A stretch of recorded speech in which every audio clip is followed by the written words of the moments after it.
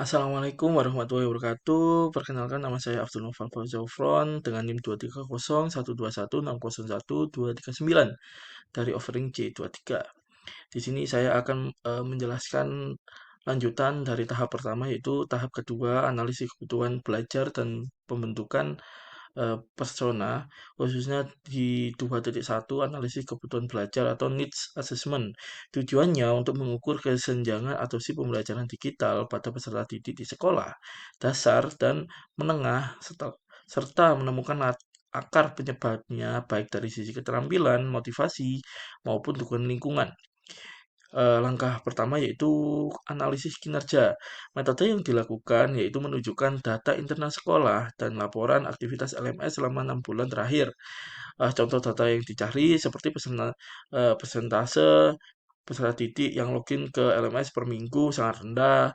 Data menunjukkan bahwa sebagian besar peserta didik hanya membuka aplikasi sekali lalu tidak melanjutkannya. Tingkat penyelesaian tugas digital kurang dari 40%, nilai rata-rata tugas berbasis aplikasi di bawah nilai tugas manual.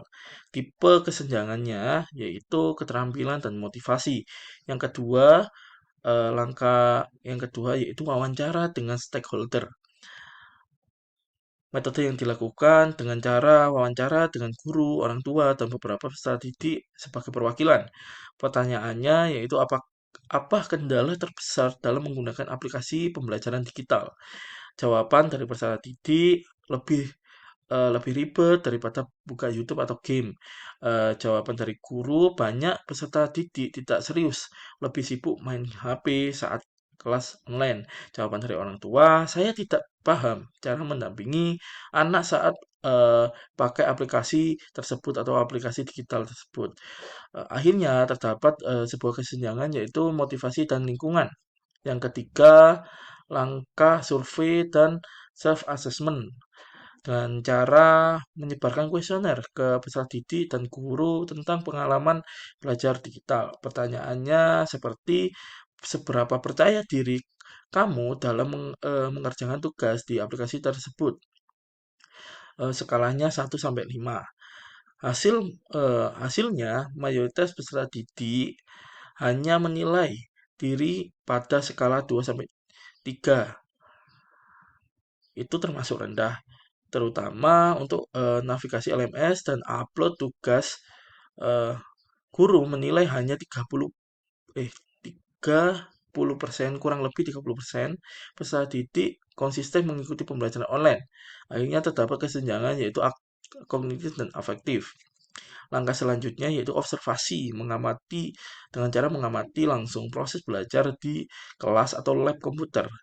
Dan saat pembelajaran daring, observasi tersebut menunjukkan bahwa peserta didik kebingungan login, lupa password, dan tidak tahu cara mengirimkan tugas digital, khususnya di aplikasi digital seperti e-learning atau LMS. Guru sering menghabiskan waktu untuk menjelaskan teknis daripada materi pembelajaran.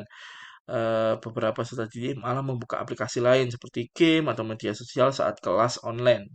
Akhirnya terdapat kesenjangan keterampilan dan lingkungan. Kesimpulannya,